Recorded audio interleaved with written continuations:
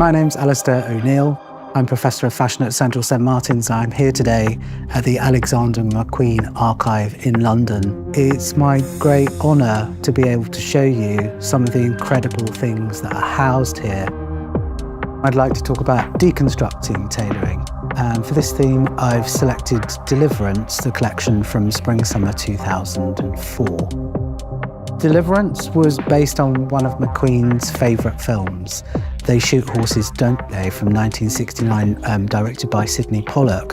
And it's a film that deals with a really strange phenomenon that arose out of the American Depression, dance marathons. The collection was designed around two principles. One, motion, the idea of garments seen on a body, not just in motion, but dancing. And secondly, to this idea of wear and tear, of things degrading in motion. And that's why I think it's a really appropriate collection to think about deconstructing tailoring. So this example is a kind of cut-up of men's tailoring and women's dressmaking to an extent, which is a man's jacket with a woman's cocktail dress over the top of it. The dress that sits over the jacket is form-fitting and then opens out into this rather lovely mermaid skirt, and which is supported underneath by a tulle underskirt which has ostrich feathers dyed black sewn into it. And there are two details that I really like about this outfit. So firstly, the halter neck of the dress does physically sit under the tailored collar, which I think is great. And then the other thing that I really like about it is the way that it fastens. The sense of there being a gendered separation between the top and the bottom of the outfit is maintained. So what you do is you zip down to fasten the jacket, and you zip up and over to fasten the dress. And I think that is such a wonderful detail. It's so clever, but so understated. Storytelling is really at the heart of McQueen, and this collection and its staging does it perhaps better than any other. It was staged in collaboration with the contemporary dancer and choreographer Michael Clark and his company. So the example that I want to talk about is this two-piece tailored skirt suit in a Prince of Wales check.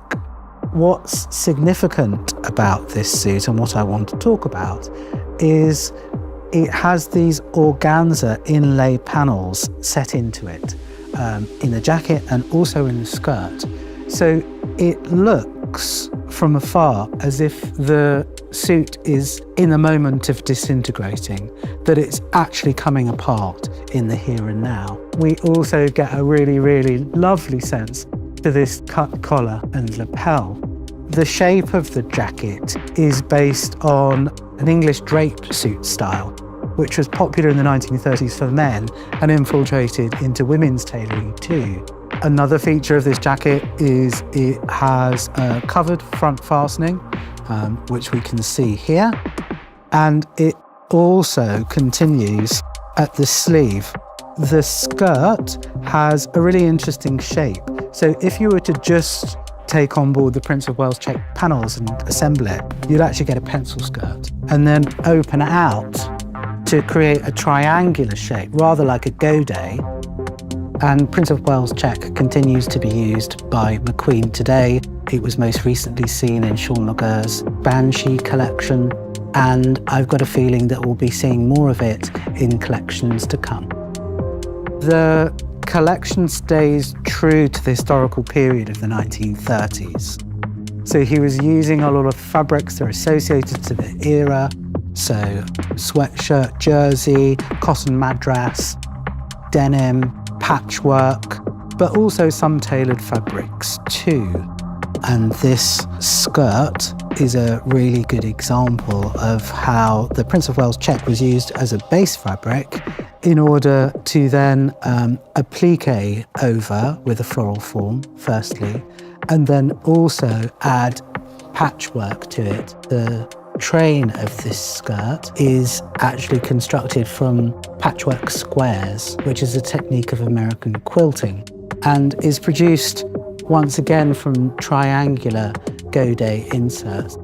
And it's the combination of the patchwork and the applique that creates a kind of homespun but really labour-intensive design. I also wanted to show you a couple of shoe designs that were used in the collection. They actively embrace this idea of time ticking away, or the endurance of time, connecting to the idea of the dance marathon.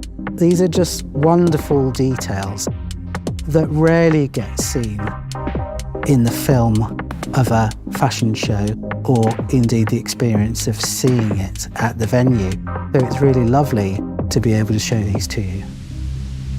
So Deliverance is a collection that's particularly dear to Sean McGurr at the moment. He's really drawn to its energy and movement.